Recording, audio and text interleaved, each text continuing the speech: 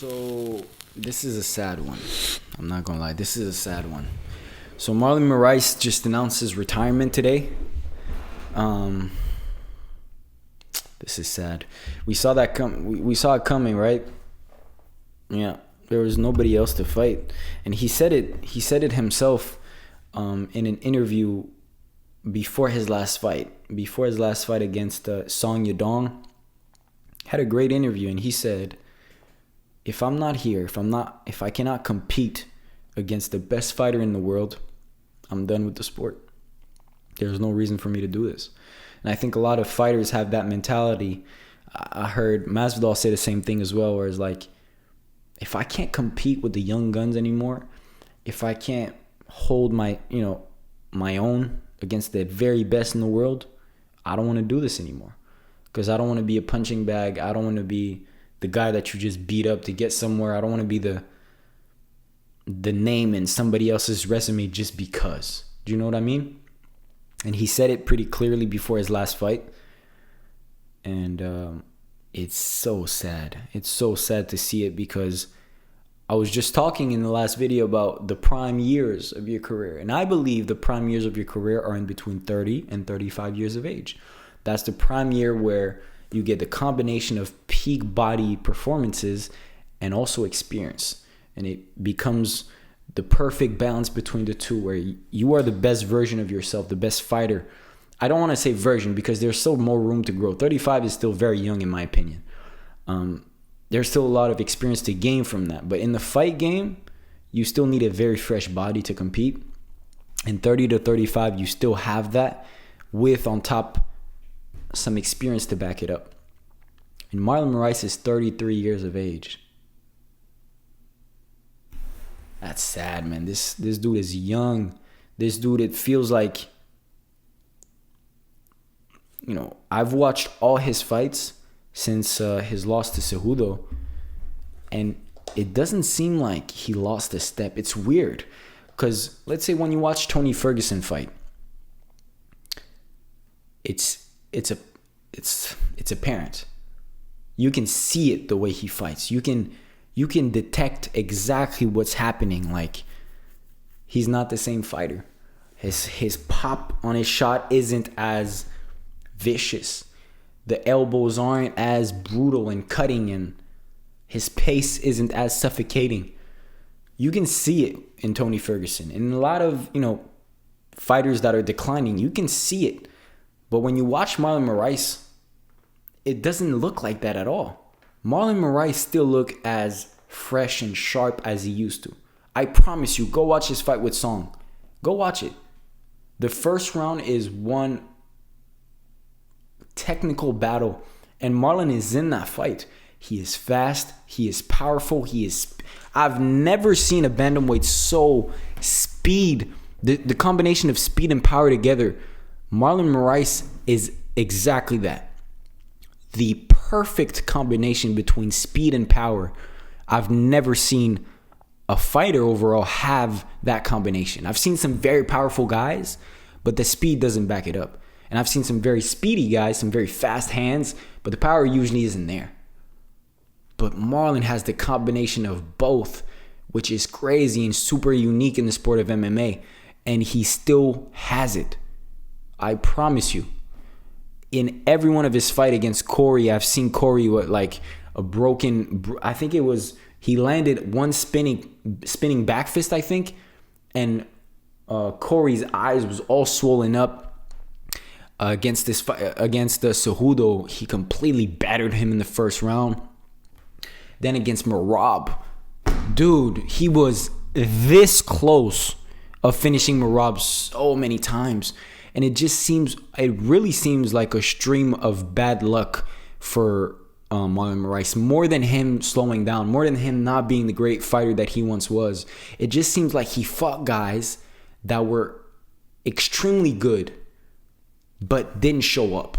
Like, think of the fighters that he fought. He fought Cejudo and lost not a close fight. Obviously, he got TKO'd, but I'm saying, like, it was a competitive fight until it got stopped. Then he lost to Corey, which Corey is the top 2, top 3 best bantamweight in the world right now. Absolute best of the top of the cream at 135 pounds. And you have Rob Font, who obviously lost to Aldo, but is a top guy at 135 pounds as well. And he fought Rob Font, I think it was 2 months after his fight with Corey. So he took that fight super short and he wasn't ready for that fight at all. Then he fought Merab and put up one of the fight of the year, in my opinion. An extremely close fight until it was stopped. He hurt Merab badly. And then he fought Song Yadong, a 24-year-old up-and-comer who is like on the rise, super fast, super speedy, like with all the momentum in the world. It's like all of these fights, I don't know if he should have fought those. He shouldn't have fought Rob Font right after his loss against Corey. He shouldn't have fought Corey while Corey was, I think Corey was the number below 5, and Marlon almost had a title shot secured, and he decided to fight Corey still. Anyways, I'm going on a rant just to say that I don't think Marlon should have retired, but it's not my decision. I think he's still one of the best. He still can beat anyone on any given night. And my God, did I love watching him fight. I'm going to miss him a lot. And I know a lot of you guys will too. And I know a lot of guys sometimes retire, but they come back. It just seems like this is real for Marlon Moraes, you know. It's tough. It's tough suffering defeat over and over and over and over again like that. It's tough for the confidence more than anything, right? Because the undefeated aspect of being a fighter is not just the fact that you have a 0 next to your name, but it's just the feeling of being indestructible. It's being, I've never been beaten before. Who the hell is going to beat me? Do you understand what I mean? Even if you've been beaten a few times, it's like, I know I can beat any guy in the world. And that mental aspect come in so as big as the physical aspect of fighting is important. I swear to God, the mental aspect is as important. And I think in life, just in general, you know, I relate fighting to life in general because it requires, I think, as much fight in life than it does in the cage. You have to, you know, get up from failures. You have to be strong. You have to be confident in all these things to succeed in life. Because if you don't believe in yourself, you don't have trust in yourself, it's not going to work out. And when you fail 5, 6, 7, 8 times in a row, that confidence is shot. So getting back in the octagon like that is dangerous. It's dangerous. If you don't think you're an animal, if you don't think you can do it all, well, you're a dead man walking. Making that walk to the cage is not a good idea. So we're not in Marlon Moraes' shoes. I just think that even though he's retired, I still think he's the top of the top at 135 still. But, you know, we all have to wish him a happy retirement. I hope he finds something just as fulfilling as fighting in the other half of his career and other things, because I see it happen so many times where a fighter, that's the only thing they have. Fighting is the only thing they have. So when they stop fighting, it's like, what the hell do I do now? You know, but for Marlon Moraes to call it quits and to be like, yeah, listen, I'm not going to take more punishments. I'm not going to do that if I can't compete against the best. I respect it. I really do. Because it takes some balls to do that when you have nothing else to do. When all you've done your whole life is fighting, and then you're 33, you're like, I have my whole life in front of me. I'm still a young boy. You know, I have to stop right now. I respect it. But Marlon Moraes will be absolutely remembered as a fighter. This dude was as game as it came.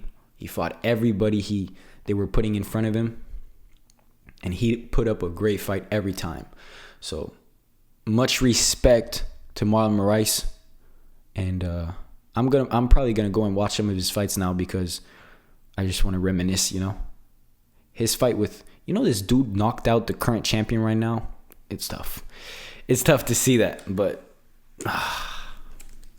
man, retiring is not a fun thing. But all I really have to say is Marlon Moraes will be remembered period, he will be remembered by every MMA fans in the world, and he will be remembered as a true dog, as a fighter. I really believe so. So I hope nothing but the best for Marlon Moraes, and I will catch you in the next one. All right, peace out, boys.